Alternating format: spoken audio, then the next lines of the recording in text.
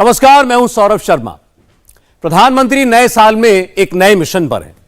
आज सुबह से ही प्रधानमंत्री ने राज्यों के मंत्रियों से बात करना शुरू किया। हम आपको बताएंगे प्रधानमंत्री का यह नया मिशन क्या है और इस मिशन को अकेले नरेंद्र मोदी या मोदी सरकार चाहकर भी पूरा क्यों नहीं कर सकते।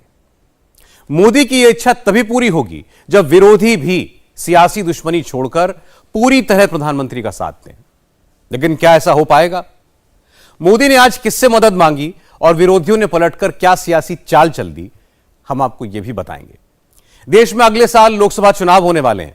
प्रधानमंत्री की कुर्सी के लिए लड़ाई होगी, लेकिन क्या इसी साल के पहले हफ्ते से ही नरेंद्र मोदी के विरोधी पूरी तरह दुश्मनी के मूड में आ गए हैं? प्रधानमंत्री ने एक राज्य को गिफ्ट दिया, लेकिन उस राज्य के मुख्यमंत्री ने आज ताना क्यों मार दिया? तो आज प्रधानमंत्री के प्लान और विरोधियों के अरमान पर थोड़ी खुलकर चर्चा करते हैं। जिन नेताओं ने मोदी का रास्ता रोकने के लिए यात्रा निकाल ली है, नई नई लोकेशन और अटैक के नए नए तरीके चुने हैं, उन सभी नेताओं का नाम भी बहुत खुलकर आज आपको हम बताएंगे इस रिपोर्ट में।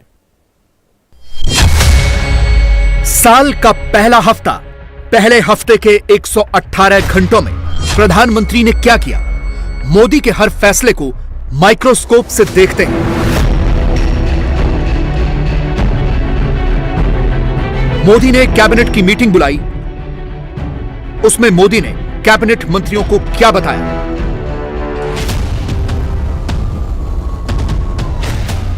मोदी ने वैज्ञानिकों को बुलाया तो क्या सुना, क्या समझाया? मोदी से मिलने माइक्रोसॉफ्ट का सीईओ आया तो उसने मोदी को क्या बताया? मोदी ने अपने विरोधी राज्यों के मंत्रियों को बुलाया तो उनसे क्या कहा? मोदी ने उनसे क्या मदद मांगी? मोदी जब मिलकर काम करने की बात कर रहे थे, उस वक्त विरोधी कहां कहां से अटैक कर रहे थे? राहुल यूपी से लेकर हरियाणा की तरफ निकले तो क्या फॉर्मूला सेट कर रहे थे?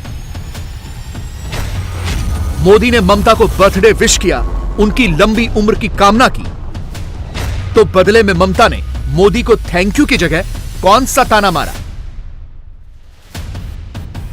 बिहार यात्रा के बाद नीतीश की भारत यात्रा वाला रूट क्या होगा? हमारे पास एक एक डिटेल है।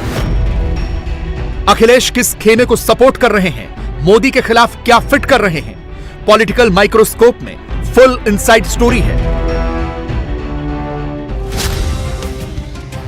इस वक्त मोदी के पास दो टास्क हैं। प्रधानमंत्री को देश भी चलाना है, विरोधियों को भी संभालना है, सबको साथ लेकर भी चलना है, सबसे सियासी मैच भी खेलना है। किन किन प्रोजेक्ट्स पर मोदी का स्पेशल अटेंशन है? कहां कहां प्रधानमंत्री की माइक्रोस्कोपिक नजर है? जवाब जनवरी के पहले हफ्ते में मोदी के वर्क शेड्यूल में है। 30 दिसंबर को ममता, योगी, पुष्कर धामी और तेजस्वी के साथ सेकंड नेशनल गंगा काउंसिल की मीटिंग। 1 जनवरी को इंडियन साइंस कांग्रेस का संबोधन। 2 जनवरी को Nehru memorial museum and library society की मीटिंग की अध्यक्षता। 5 जनवरी को all India annual state ministers conference में संबोधन। 6 और 7 जनवरी के लिए भी मोदी की अपॉइंटमेंट पहले से फिक्स हो चुकी है। राज्य के मंत्रियों के साथ भी मोदी की मीटिंग हो चुकी है। अब राज्यों के चीफ सेक्रेटरीज मोदी के मेहमान होंगे। मोदी के माइक्रोस्कोप में 25 पर स्पेशल अटेंशन है। सब्जेक्ट साइंस का हो, प्रोजेक्ट जल संरक्षण का हो, बात अर्थव्यवस्था की हो, सर्कुलर इकोनॉमी जैसे टर्म की हो। मोदी को पता है 47 तक हिंदुस्तान को विश्व गुरु बनना है तो टीम इंडिया को एक साथ काम करना ही होगा। दुनिया जब कहती है कि मोदी 2030 तक इंडिया को दुनिया की तीसरी सबसे बड़ी अर्थव्यवस्था बना देंगे, तो वो यूं ही नहीं कहती। जब माइक्रोसॉफ्ट का सीईओ मोदी से इन पर्सन मीटिंग करता है, तो वो भी थोड़ी देर के बाद ट्वीट करके यही कहता है कि मोदी है तो कुछ भी मुमकिन है। एक रिसर्च नोट के मुताबिक इकोनॉमी के मोर्चे पर 2027 तक भारत जर्मनी को पछाड़ देगा, 2029 तक जापान को पीछे छोड़ देगा और अगले 7 साल में अमेरिका और चीन के बाद भारत दुनिया की तीसरी सबसे बड़ी अर्थव्यवस्था होगा। मोदी की नीयत और नीतियों का ही असर है कि दुनिया के सबसे बड़े फाइनेंशियल अखबार में हेडलाइन छपती है कि 2023 में मोदी की लीडरशिप में एक नए भारत का उदय होगा। और बाकायदा बताया जाता है कि 23 में एक नया ट्राइपोलर वर्ल्ड बनेगा, जिसके एक कोने पर अमेरिका होगा, दूसरे पर चीन और तीसरे पर भारत। नए साल में इंडिया को लेकर पूरी दुनिया के सोचने और समझने का तरीका बदल चुका है, जबकि मोदी के विरोधी अभी भी यही टेप ऑन करके बैठे हैं कि मोदी ने देश का फेडरल स्ट्रक्चर खत्म कर दिया है। मोदी के लिए फेडरल स्ट्रक्चर का मतलब इन तस्वीरों को देखकर समझा जा सकता है, जब मोदी की टीम इंडिया के सारे इंपॉर्टेंट प्लेयर्स एक फ्रेम में दिखें, योगी, ममता, धामी और तेजस्वी। प्रधानमंत्री का मैसेज क्लियर है, कुछ भी असंभव नहीं है। अगर सब मिलकर काम करें तो कोई भी लक्ष्य हासिल किया जा सकता है। होल ऑफ गवर्नमेंट का एक पहलू यह भी है कि सभी सरकारें एक सिस्टम की तरह, एक ऑर्गेनिक एंटिटी की तरह काम करें। राज्यों में भी विभिन्न मंत्रालय, सबके बीच लगातार संपर्क और संवाद और एक क्लैरिटी, विजन, ये होना बहुत आवश्यक है। सरकार के अकेले प्रयास से ही सफलता नहीं आती। मोदी टीम इंडिया की बात करते हैं, मगर मोदी के विरोधी एक दूसरी ही लाइन लेंथ पकड़ लेते हैं। माइक्रोस्कोप को जूम करके देखने से पता चलता है कि विरोधी मोदी के साथ नहीं, मोदी के खिलाफ ही सियासी गुणाभाग कर रहे हैं। हर कोई अपने अपने तरीके से सिर्फ मोदी को हटाने के सपने देख रहा है। एक एक करके सारे सैंपल आपको दिखाते हैं। भारत जोड़ने निकले राहुल यूपी के शामली से होते हुए हरियाणा पहुंच जाते हैं, और इधर राहुल के सोशल वॉरियर्स ट्विटर पर शुरू हो जाते हैं। कैची कैची लाइंस लिखने का जो सिलसिला कई हफ्तों पहले शुरू हुआ था, नए साल में भी वो जस का तस है, और कांग्रेस की टाइमलाइन पर भी टस है न मस है वाला टेक्स्ट फिट है। राहुल कहते तो ये हैं कि वो भारत जोड़ने निकले हैं, इस यात्रा का सियासत से कोई लेना देना नहीं है, मगर फिर जैसे ही राहुल के करीबी कैमरे पर आते हैं तो ये कहकर लाइन क्लियर कर देते हैं कि इस यात्रा का मकसद ही तथाकथित राजनीतिक तानाशाही से छुटकारा पाना है। भारत जोड़ो यात्रा कोई इवेंट नहीं है, ये एक मूवमेंट है और ये चलता रहेगा। पर हमें अगले 5 साल के लिए 10 साल लगेंगे, क्योंकि जहर हमारे समाज में हर जगह, हर कोने में पहुंच गया है। ये आरएसएस का जहर, विभाजन का जहर, और जो प्रधानमंत्री हमेशा फैलाते हैं, तो ये अनेकताओं को दबाने की जो कोशिश की गई है पिछले 10 सालों में, ये सब 5 साल, 10 साल, 15 साल तक लगेगा। पर ये हमें लड़ना है, क्योंकि हमारे देश के सामने 2 विचारधाराओं का मुकाबला है, 2 विचारधाराओं का सीधा टक्कर है। राहुल की यात्रा के साथ साथ एक दूसरी यात्रा कांग्रेस अध्यक्ष ने भी शुरू कर दी है। बिहार के बांका से इसकी शुरुआत हुई है। भीड़ बुलाई गई, स्टेज पर भारत जोड़ो यात्रा वाले पोस्टर के साथ राहुल की ही फोटो चमकाई गई। पहले पूरा मंच सजाया गया, फुल ऑन माहौल बनाया गया। फिर जैसे ही बिहार की धरती से खड़गे साहब ने बोलना शुरू किया, छूटते ही मोदी वाला टेप ऑन कर दिया। मोदी जी हमेशा हमको कहते हैं, भाई कांग्रेस पार्टी 70 साल में क्या की। अरे अगर हम 70 साल में कुछ नहीं करते तो मोदी जी आप इस देश के प्रधानमंत्री नहीं बनते थे।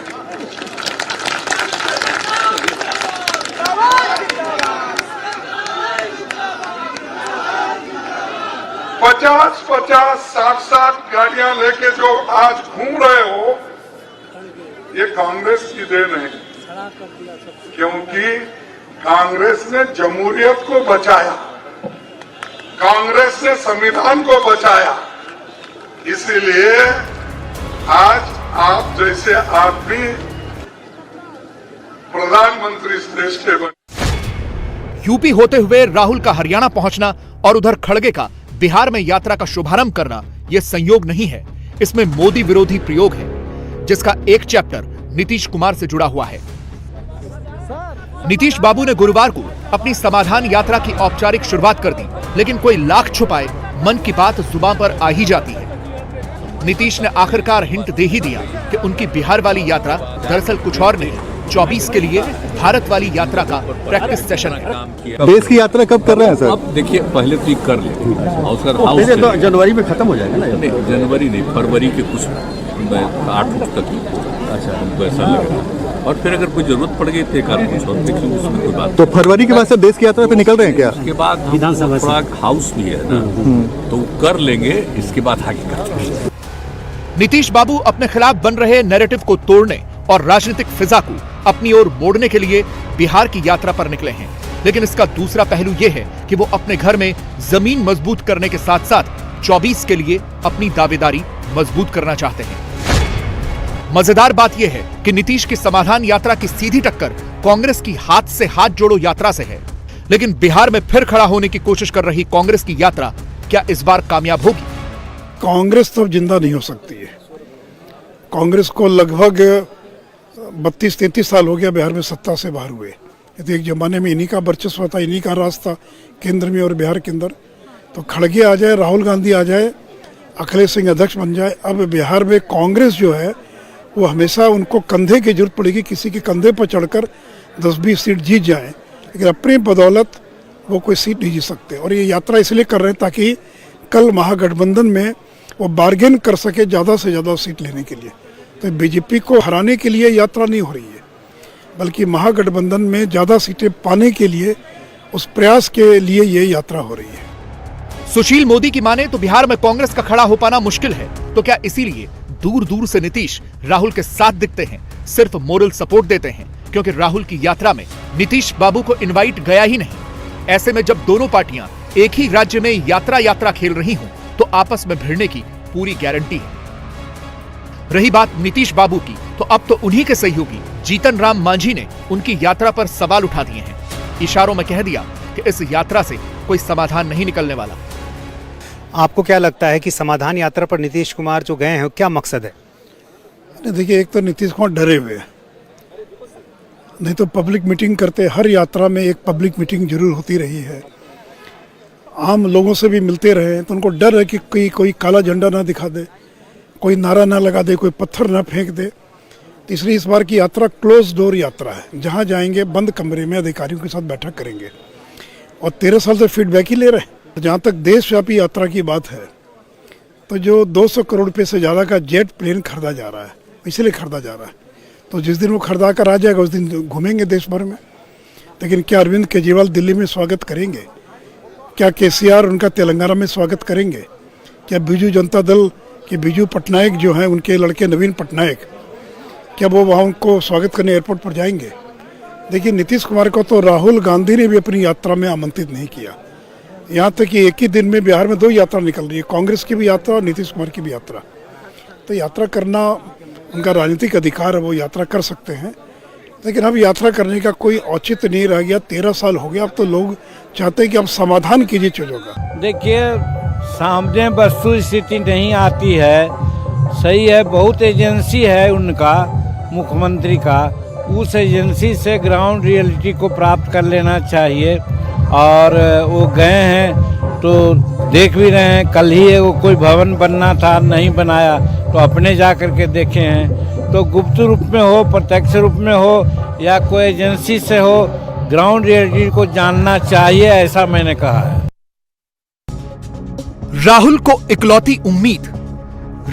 इकलौती उम्मीद अखिलेश से थी। भरोसा था कि मोदी के खिलाफ जो नया मोर्चा बनेगा उसमें यूपी के 2 लड़के मिलकर लड़ेंगे। लेकिन अखिलेश ने राहुल की यात्रा से ऐसी दूरी बनाई कि पूछिए मत। अखिलेश ने चिट्ठी लिखकर तो राहुल को वर्चुअली सपोर्ट कर दिया, लेकिन कैमरे पर साफ साफ कह दिया कि राहुल की यात्रा से मेरा कोई लेना देना नहीं है। मैं भारत जोड़ो यात्रा को बधाई देता हूं, शुभकामनाएं देता हूं। मैंने राहुल जी को पत्र लिखा है, उनके भारत जोड़ो की भावना से मैं जुड़ा हूं, और भारत जो एक भाव है वो यही है कि हम इंक्लूसिव सोसाइटी में जीते हैं, हम समय समय पे एक दूसरे के साथ हैं। हमारा देश एक गुलदस्ता की तरह है जिसमें अलग जाति के लोग, अलग धर्म के लोग रहते हैं, क्योंकि उनका पॉलिटिकल प्रोग्राम भी है। इसलिए हम उनके भारत जोड़ो यात्रा से जुड़े जरूर हैं, भावनात्मक जुड़ाव है, लेकिन अभी हम उसमें शामिल नहीं होंगे। अखिलेश का यह पहला झटका नहीं है।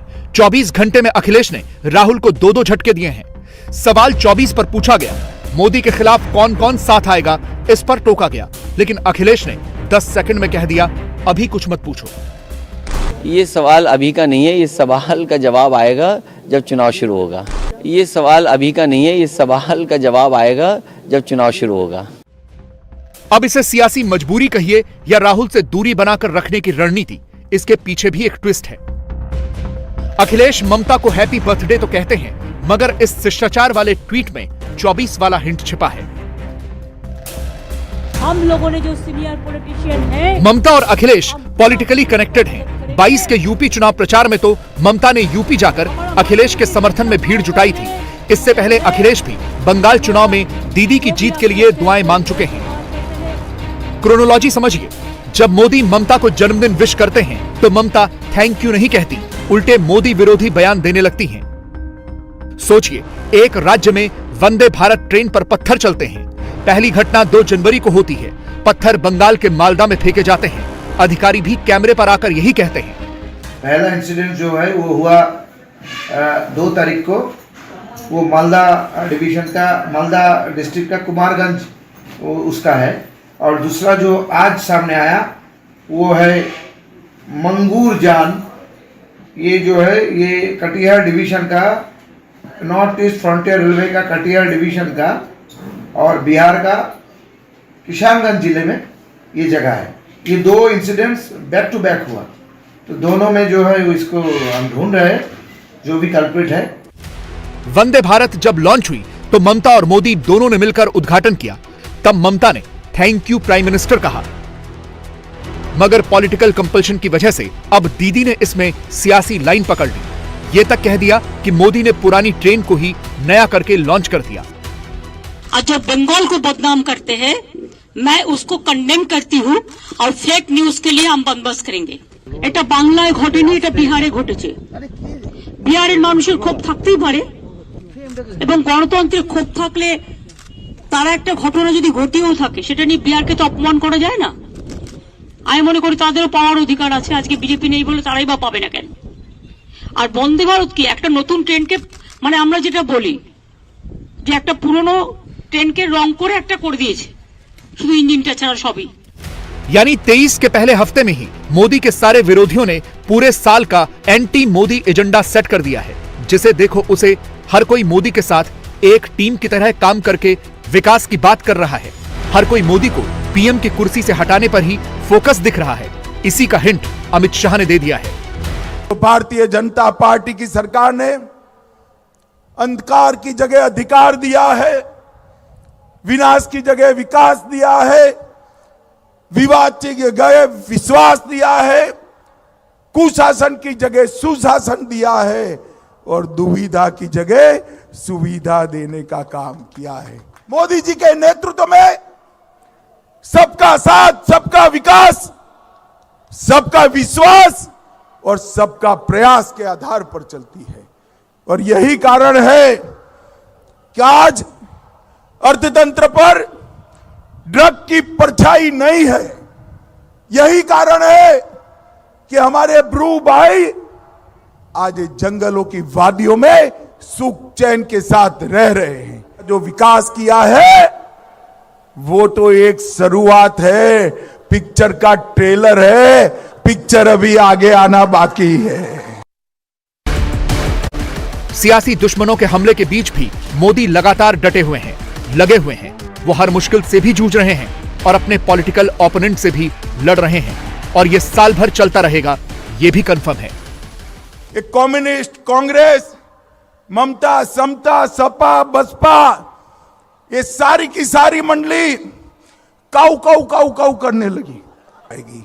अरे राहुल बाबा, 3 साल हो गए, खून की नदियां छोड़ो, किसी की कंकर चलाने की हिम्मत नहीं है, कंकर चलाने की हिम्मत नहीं है। ये नरेंद्र मोदी सरकार। मित्रों, मैं एक बात बताने आया हूं। 2019 के चुनाव में मैं पार्टी का अध्यक्ष था, और ये राहुल बाबा कांग्रेस पार्टी के अध्यक्ष थे, तो राहुल बाबा हर रोज पूछते थे मंदिर वही बनाएंगे, तिथि नहीं बताएंगे। और राहुल बाबा कान खोलकर सुन लो, और सब रूम वालों आप भी टिकट करा लो, 1 जनवरी 2024 को अयोध्या में गगनचुंबी राम मंदिर वहां पर आपको तैयार मिलेगा। पिछले 10 दिनों से जैन समाज का आंदोलन चल रहा था। जैन समाज दिन रात बेचैन था। एक ही फिक्र बार बार सता रही थी कि सम्मेद शिखर जी पर्यटन स्थल क्यों बन गया। किसी भी सूरत में वहां पर सैलानियों को मौज मस्ती, सैर सपाटे की इजाजत नहीं मिलनी चाहिए। साफ साफ शब्दों में कहें तो सम्मेद शिखर जी क्षेत्र में मांस, मदिरा, मौज मस्ती, इस पर रोक लगे, यह मांग थी। और यह मांग मुंबई, दिल्ली, अहमदाबाद, सूरत, तमाम जगहों से उठी। और आज इस मांग के आगे सरकारों को झुकना पड़ा, बड़े बड़े नेताओं को झुकना पड़ा, जैन समाज की मांग माननी पड़ी। आज क्या फैसला आया, उस फैसले के बाद क्या रिएक्शन आया, और क्या अब यह आंदोलन हमेशा हमेशा के लिए खत्म हो गया है, समझते हैं।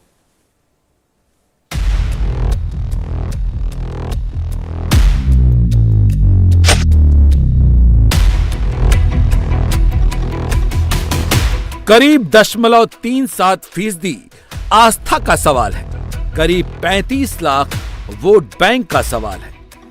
पूरा अपोजिशन मोदी सरकार पर लाल है। देश भर का जैन समुदाय आक्रोशित है।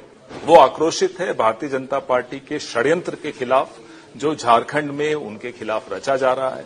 आज से नहीं, झारखंड में फरवरी 2019 को उस वक्त की भाजपा सरकार, रघुवर दास की सरकार ने नोटिफिकेशन निकाला था, जिसमें सम्मेद शिखर, जो जैनियों के लिए बहुत पवित्र स्थान माना जाता है, उसको तीर्थ स्थान के स्थान पर पर्यटन स्थान बनाने की षड्यंत्र रचा जा रहा था। उसके बाद ये भारत सरकार का नोटिफिकेशन है, मोदी सरकार का नोटिफिकेशन है। लगातार ऐसे कदम उठाए गए जिससे जैन समुदाय के तीर्थ स्थानों को उनसे छीनने का षड्यंत्र। कि भारतीय जनता पार्टी की सरकार जब से आई है, अल्पसंख्यकों के साथ भेदभाव हो रहा है, अल्पसंख्यकों का सबसे ज्यादा अन्याय हो रहा है। इसी देश में और उत्तर प्रदेश में एंग्लो इंडियन क्रिश्चियन कम्युनिटी की एक सीट हुआ करती थी।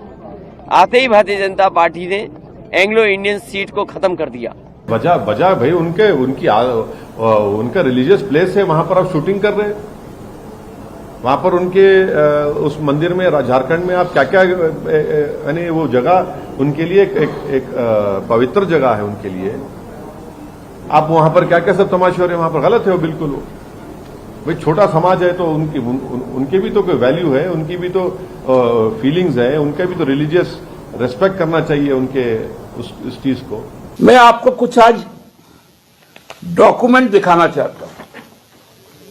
ये झारखंड सरकार का पर्यटन, कला, संस्कृति, खेलकूद एवं युवा कार्य विभाग का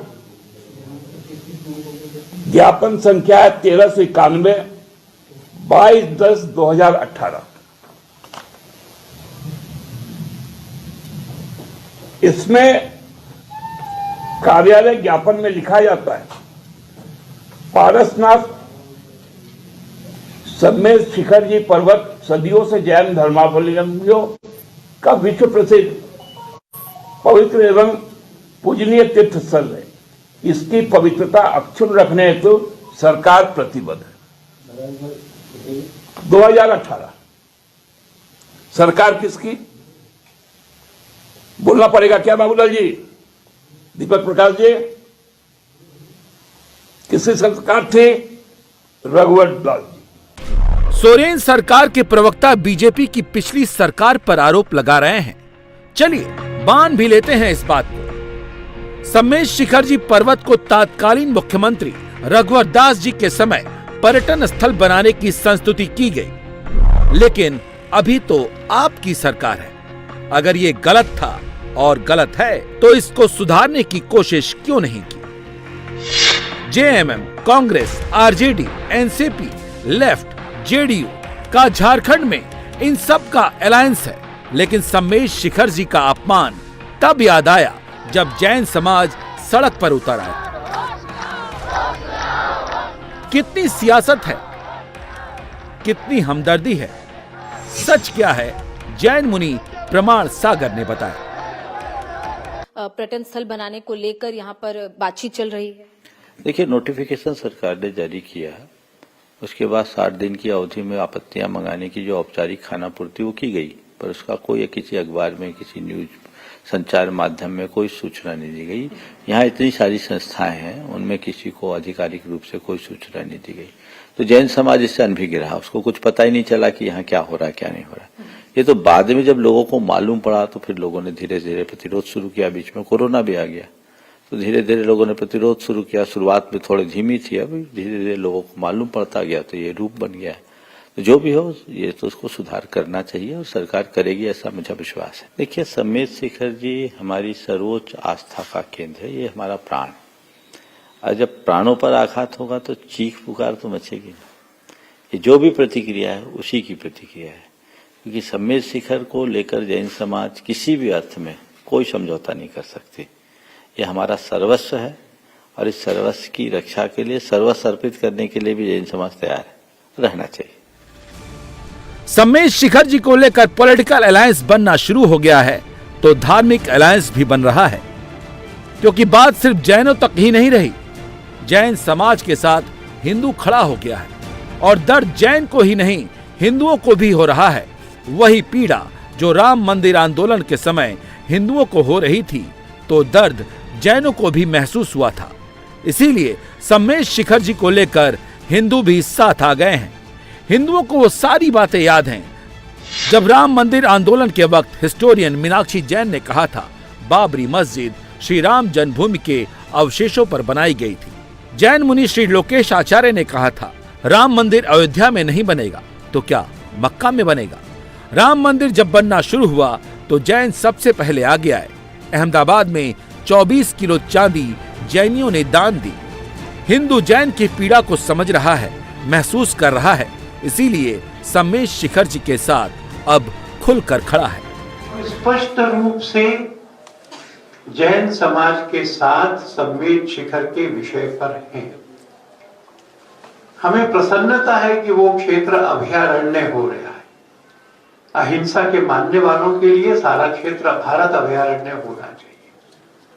हम ये मानते हैं कि तीर्थ स्थलों का विकास पर्यटन स्थल की तरह नहीं हो सकता, इसलिए तीर्थाटन का अलग मंत्रालय बनाओ और फिर पहली बात तीर्थों का विकास उस तीर्थ स्थान की प्रकृति और स्वभाव के अनुसार करो। दूसरी बात, उस विकास करने से पहले वहां के जो श्रद्धालुओं का समूह है उससे भी राय कर लो। और तीसरी बात, जिस संप्रदाय का तीर्थ है उसके जो धर्म गुरु हैं, संत हैं, उनकी भी राय जान लो, तो फिर वो तीर्थ ऐसा बनेगा कि वहां लोग अधिक संख्या में जाएंगे, 10 गुना संख्या में जाएंगे, आत्मिक शांति पाएंगे। जैन और हिंदुओं के बीच का रिश्ता क्या है, उसे समझना है तो अमेरिका की PEW रिसर्च के सर्वे को देखिए, जिसमें 75% जैन और 77% हिंदुओं का कहना है कि वे कर्म में विश्वास करते हैं और दोनों धर्म कर्म की शिक्षा देते हैं। लगभग 2/3 जैन यानी कि 66% कहते हैं कि दोनों समुदायों में बहुत कुछ समान है। 10 में से 3 जैन कहते हैं कि हिंदू धर्म और उसकी प्रथाओं के बारे में वो बहुत कुछ जानते हैं।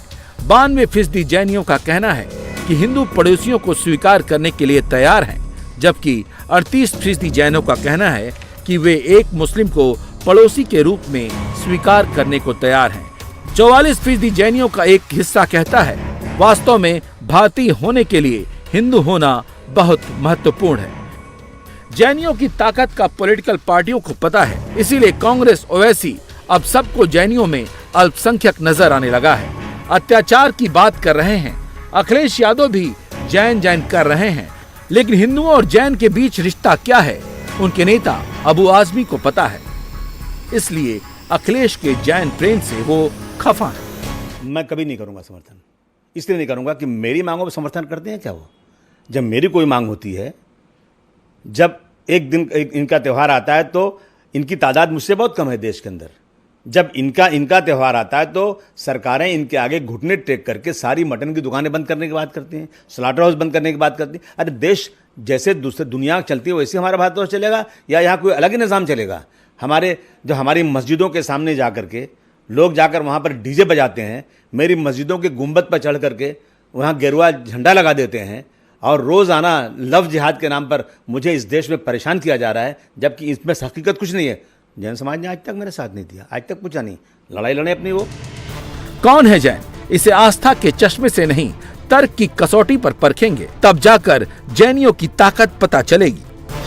हिंदुस्तान में जैन समाज का आयकर में 24% हिस्सा है। 12,000 से ज्यादा गौशाला चलाते हैं। कुल चैरिटी फंड में 62% योगदान है। भारत की जीडीपी वृद्धि में 25% इनकी हिस्सेदारी मानी जाती है। रियल एस्टेट और निर्माण उद्योग में 20% जैनियों का योगदान है। सोने और आभूषण उद्योग में 33% जैनी शामिल हैं। 50% जैनियों की हीरा उद्योग में हिस्सेदारी है। भारतीय दवा कंपनी में 20% जैनियों का स्वामित्व है। यही नहीं, हिंदुस्तान में बड़े बड़े उद्योगपति घराने, बिजनेस टाइकून जैन समाज से ही आते हैं। इसलिए जैन समाज के आक्रोश को नजरअंदाज करना मुश्किल है। समेश शिखर जी के मसले को लेकर जैन समाज के लोग पर्यावरण मंत्री से मिले, जिसके बाद से ही संकेत मिल गए थे कि सरकार जल्द ही बड़ा डिसीजन लेगी और देर शाम तक ऑर्डर भी आ गया। समझना मुश्किल नहीं है कि हिंदुस्तान में जैन समाज की आबादी भले ही कम हो, लेकिन उनको नजरअंदाज करना नामुमकिन है। पर्यावरण मंत्रालय ने अपने ऑर्डर की कॉपी में झारखंड सरकार को साफ साफ लिखा है कि पर्यावरण मंत्रालय जैन समाज की पवित्रता और महत्व को स्वीकार करता है। पवित्रता और महत्व को बनाए रखने की प्रतिबद्धता को स्वीकार करता है। समेश शिखर जी पर्वत जैनियों का पवित्र और पूजनीय तीर्थ स्थान है। पारसनाथ पर्वत पर शराब, ड्रग्स और अन्य नशीले पदार्थ न बिके, तेज संगीत या लाउड स्पीकर का उपयोग न हो, अनाधिकृत ट्रैकिंग, कैंपिंग आदि की अनुमति नहीं मिलनी चाहिए। प्राकृतिक शांति किसी भी तरह से भंग न हो, पालतू जानवरों के साथ आने की मनाही है। ये बहुत आनंद है और मुझे विश्वास था कि प्रधानमंत्री नरेंद्र मोदी जी की सरकार ये तीर्थों के साथ अवश्य और पवित्र न्याय जरूर करेगी। और आज जो पहला कदम शुरू हुआ है वो अद्भुत और अविस्मरणीय है। पूरे समाज के अंदर आनंद और खुशियों की लहर दौड़ चुकी है। अब आपको बता दें कि समेश शिखर जी को लेकर विवाद क्या है और क्यों देश भर का जैन समाज आक्रोशित हो गया था। जैन समाज समेश शिखर जी को सबसे पवित्र क्षेत्र मानता है। ये झारखंड के गिरिडीह जिले में सबसे ऊंची चोटी पर बना हुआ है। कहा जाता है कि जैन धर्म के 24 में से 20 तीर्थंकर ने यही निर्वाण प्राप्त किया था। समेश शिखर जी या पारसनाथ या इसे मधुबन क्षेत्र कहा जाता है। ऐसी मान्यता है कि जो भी जीवन में समेश शिखर तीर्थ की एक बार यात्रा कर लेता है, मृत्यु के बाद व्यक्ति को पशु योनि और नरक प्राप्त नहीं होता। ये भी कहा जाता है कि जो व्यक्ति यहाँ पूरे मन भाव और निष्ठा से भक्ति करता है उसे मोक्ष की प्राप्ति होती है। अहमियत इसी से समझ सकते हैं कि जैन धर्म से जुड़े दोनों पंथ दिगंबर और श्वेतांबर तीर्थ श्री समेश शिखर जी में आस्था रखते हैं। जैन धर्म के लोगों की पवित्र स्थली समेत शिखर को लेकर जो पूरा विवाद पैदा हुआ है, उस विवाद की हकीकत जानने के लिए हम इस वक्त उसी समेत शिखर के जाने वाले रास्ते पर मौजूद हैं। दरअसल जिस जगह पर मैं मौजूद हूँ ये गिरिडीह जिला है झारखंड का, उससे कुछ दूरी पर मधुबन ये क्षेत्र आता है। मधुबन क्षेत्र में ही ये समेत शिखर पारसनाथ पहाड़ी का ये क्षेत्र है। दरअसल इस जगह पर जाने के लिए ये शुरुआत इसी पॉइंट से होती है। यहाँ पर सबसे पहले सीआरपीएफ की तैनाती की गई है और यहीं से उस समेत शिखर जाने का यात्रा शुरू होती है। लगभग 9.5 किलोमीटर का ये पूरा पैदल पाथ है। यहाँ यहीं पर जो जैन धर्म के लोग हैं वो पैदल यहाँ से सुबह यात्रा शुरू करते हैं और उसके बाद ऊपर शिखर तक जाकर वहाँ 9 किलोमीटर की वंदना करते हैं और फिर 9.5 किलोमीटर का ही पैदल यात्रा करते हुए नीचे आते हैं। वैसे ये मामला 2019 का है, लेकिन जैन समाज के लोग 10 दिनों से सड़कों पर हैं। जैन समाज के साथ आज हर समाज खड़ा हो गया है और देर से ही सही जैन समाज की आस्था का सम्मान हुआ और अब समेश शिखर जी के पूरे इलाके पर केंद्र सरकार का ऑर्डर आ गया है, जिसमें समेश शिखर जी महातीर्थ का सम्मान होगा और सबको इसका सम्मान करना होगा।